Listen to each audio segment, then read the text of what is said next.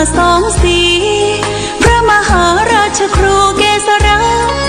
ปัญญาปรมาติกาจารย์จากวัดดับภัยเชียงใหม่สืบสานเวลาผ่าน131 ปีนานไกลวัดพระบาทอุดมรุ่งเรืองงามตาเจ้าน้อยบุญทาวงศาข้าหลวงบวงเชียงใหม่ปกครองหัวเมืองฟ้าทุ่มเทแรงกายแรงใจทุกชาติพันธุ์รวมใจรักษามัคคี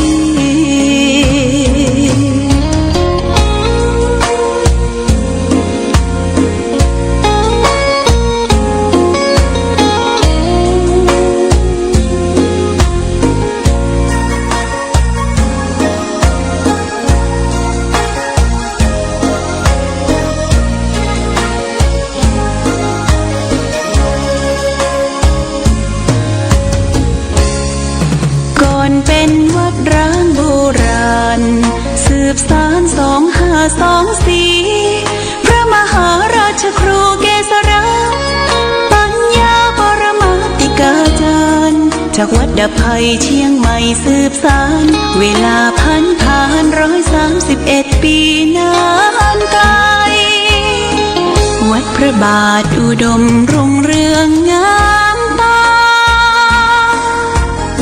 เจ้าน้อยบุญทาวงศาข้าหลวงบวงเชียงใหม่ปกครองหัวเมืองฟ้าทุ่มเท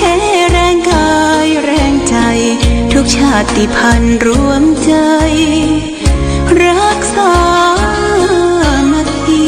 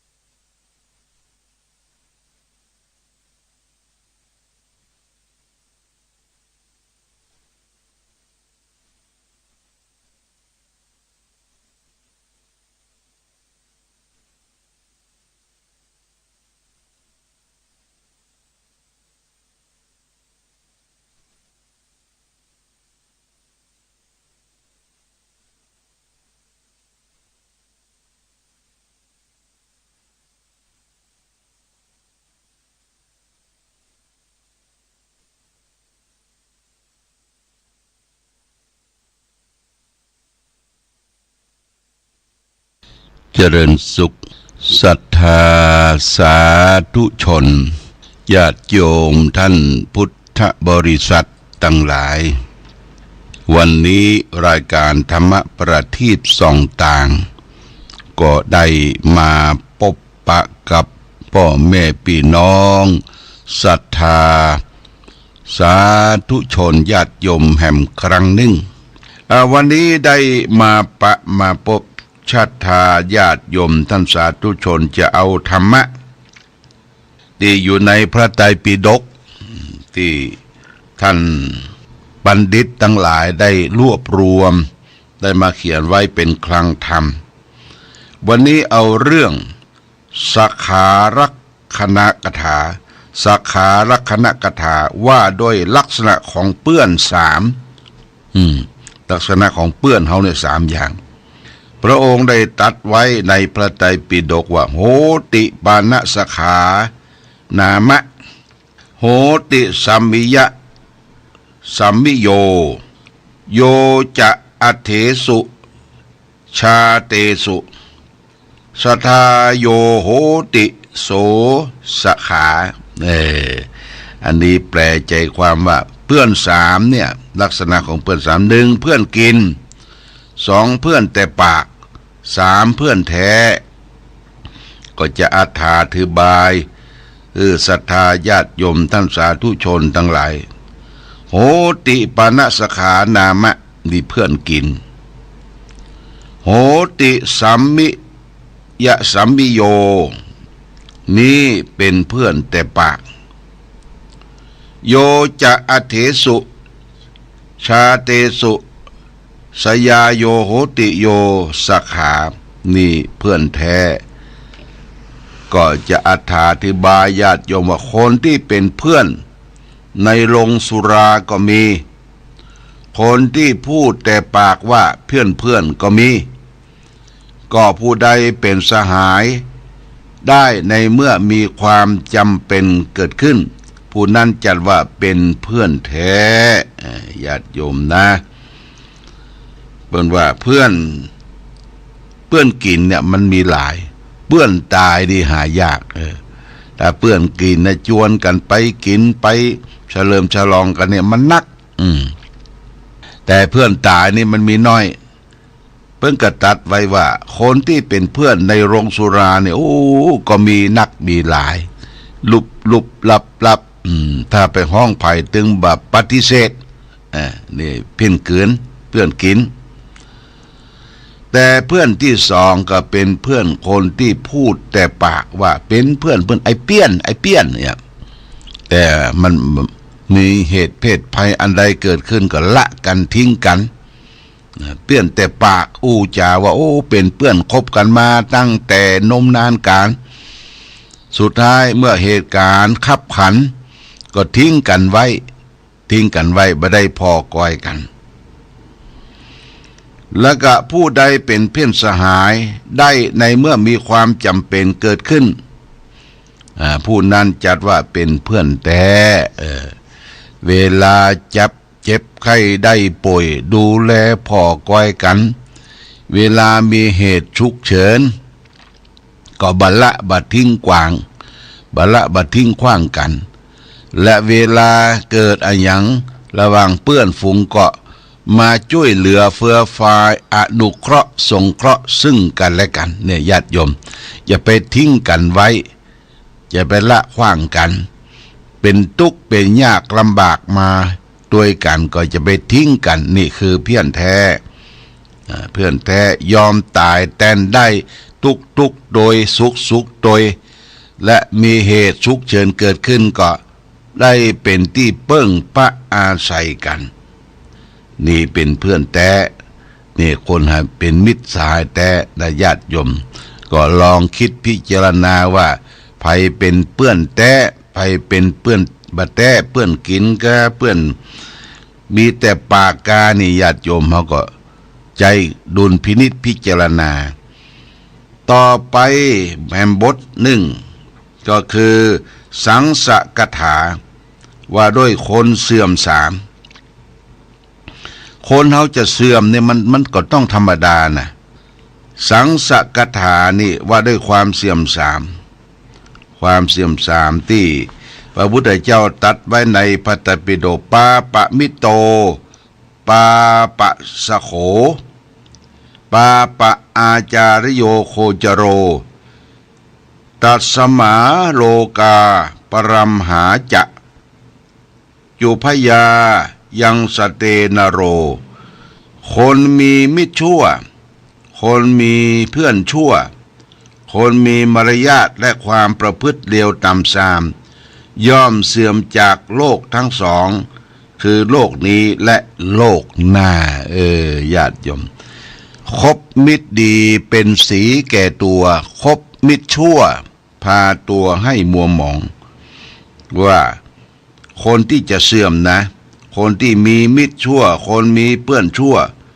คนมีมารยาทและความประพฤติเลวทรามเอารัดเอาเปรียบซึ่งกันและกันย่อมเสื่อมจากโลกทั้งสองคือโลกในปัจจุบันที่เราอยู่นี้และก็โลกหน้านี่ญาติโยมให้เราได้คิดพิจารณาคบมิตรคบฝูงมิตรแท้มิตรเทียมเราก็สามารถที่จะรู้ตัวว่าอันใดดีอันใดบ่ดีมิตรเทียมเนี่ยมิตรชั่วเนี่ยมันจะพาตัวเฮาให้มัวหมองพาตัวเฮาไปสู่อบายมุขคือเห็นปากทางแห่งความชิบหายญาติโยมเช่นปาไปเล่นการพนันจักปาไปดื่มสุราจักปาไปเที่ยวกลางคืนแล้วก็ชักพาไปเป็นนักเกรงผู้หญิงอย่างนี้เป็นตัวสิ่งเหล่านี้เป็นอบายมุขเป็นปากทางแห่งความเสื่อมความเสียความชิบหายวายครัวญาติโยมนะมิตรบดีมันจะปาไปอย่างนั้นถ้ามิตรดีก็แนะนำประโยชน์มิตรที่ร่วมสุขร่วมทุกข์กันมิตรแนะนำไปทางขึ้นสวรรค์ความสุขแล้วก็มิตรร่วมสุขร่วมทุกข์ด้วยนี่มิตรแท้คือเรามีมิตรเทียมเนี่ยมิตรบะแต้เนี่ยย่อมเสื่อมจากโลกย่อมเสื่อมจากความเป็นอยู่การดำเนินชีวิตในปัจจุบันบ่ใช่เฉพาะภพนี้ชาตินี้มันมองไปถึงภพหน้าชาติหน้าโดยนะญาติโยมก็ต้องระมัดระวังมิตรแท้มิตรเทียมเราก็ต้องพิจารณาดูอันนี้เป็นข้อหนึ่งที่ว่าด้วยความเสื่อมเป็นคนมีมิตรชั่วเป็นคนมีเพื่อนชั่วเป็นคนมีความประพฤติชั่วเนี่ยเป็นความเสื่อมของคนเฮาทั้งสามประการเอาแหมบทหนึ่งญาติโยมที่พระพุทธเจ้าตรัสไว้ในนคารวสกถาว่าด้วยลักษณะของคนครองเรือนให้ดีไม่ได้คนครองเรือนเป็นฆราวาสเนี่ยครองเรือนอยู่กับครอบครัวบ่ได้สามประการเนี่ยนะในคารวกถาที่พระพุทธเจ้าก็ได้ตรัสไว้ที่ได้อ้างพระพุทธเจ้านี่ก็เพราะว่ามันเป็นภาษาบาลีที่ออกจากพระโอษฐ์ปากของพระพุทธองค์ในสมัยครั้งพุทธกาลแต่สืบสานมาถึง 2,000 กว่าปีที่มาที่พระพุทธเจ้าได้ตรัสไว้พระพุทธเจ้าตรัสว่าณทิวาสุปสีเลนะลัตติทุตธานิเทศินานิจจังนักเตนะโสพันเตนะสกายาวะสิตุงครังเป็นว่าความเสื่อมของคนเฮาเนี่ยนะการครองเรือนการอยู่ร่วมกันที่มีความเสื่อมหนึ่งคนที่มักนอนหลับในเวลาเมื่อวันเกลียดการงานเกลียดการลุกขึ้นในกลางคืนเป็นนักเลงขี้เมาเป็นนิดบ่อาจจะครอบครองเย้าเรือนได้หือดีได้มีสามประการเลยญาติโยมนะมักชอบลับในเวลากลางวันกลางวันนี่นอนจนสลีห้องจนมอนเป็นขี้ไข่บ่ใจตั้งแต่นอน นี่เป็นความเสี่ยมเกลียดการลุกขึ้นในเวลากลางคืนเวลากลางคืนนี่ก็อันยังซับแซบอันยังที่เกิดเหตุเพศภัยในบ้านในช่องก็เป็นคนลับอย่างเดียวเกลียดลุกขึ้นนะเกลียดคนลึงสอดส่องพอบ่เปิดไฟดูบ่ดูว่ามาเฮามาอันยังที่บ้านที่จองเนี่ยมีอย่างเกิดขึ้นเนี่ยเกลียดขึ้นลุกขึ้นจากการคืนและก็เป็นนักเลงขี้เมาเป็นนิดเมาอลองต้องแต่งอยู่บ้านอยู่จองปกครองลูกเมียบ่ได้มตลวเมาตลอดวันญาติโยมนี่เป็นความเสื่อมเด้อเป็นความเสื่อมมาอาจที่จะครองเย้าเรือนให้ได้นี่พระพุทธเจ้าตรัสว่าเป็นสิ่งที่เฮาควรละควรทิ้งพิจารณาให้ตัวเฮานี่มีแอคทีฟนี่เป็นภาษาฝรั่งตื่นตัวอยู่ตลอดเวลาญาติโยมอย่าไปนอนกลางวันนี่ก็รู้จักเวลาพักผ่อนอาตมาก็จังนอนเหมือนกันญาติโยมนอนเวลาฉันแล้วนี่ต้องเข่งต้องมันตึงสายตามันต่ำแต่ตาก็รีบดีจะนอนหลวงพ่อปัญญานันทะท่านได้อู้จาไว้ว่าท่านเป็นนักเทศระดับโลกญาติโยมเมื่อฉันแล้วควรจะพักสัก20-30 นาทีเพราะว่าสมองจะได้ปลอดโปร่งบ่ฮืออาหารที่เขากินไปมันตึงต้องนางตาย่อนเมื่อสมองปลอดโปร่งแล้วคิดอันอย่างมันก็ออกมาตามความคิดตามวาจาหลวงพ่อปัญญานันทะบอกว่าต้องพัก30 นาทีหรือ1 ชั่วโมงเขาก็สังเกตสังกาเวลาฉันอันอย่างนักไปอู้ไปจาไปเทศนี่เสียงบ่ออกญาติโยมและสมองก็ตื้อไปหมดนะคือสมองปลอดโปร่งนี่เพราะจากการบ่ได้นอนพักผ่อนนิดหน่อยจะไปนอนวันค่ำคืนนุ่งก็บ่ได้ละนี่คือความเสื่อมความเสียญาติโยมแล้วนอกจากนั้นญาติโยมเมื่อคืนเนี่ยคือลุกจะไปนอนมุบมูจะไปเข้าใจว่าอะไรยังจะเกิดขึ้นจังมันเตอะนอกบ้านนอกจานนอกวัดนอกว่าอะไรยัง โทษเขามีโอกาสแล้วก็มีไฟฉายตัวตาส่องดูว่าเวลาหมาเห่ามาอย่าง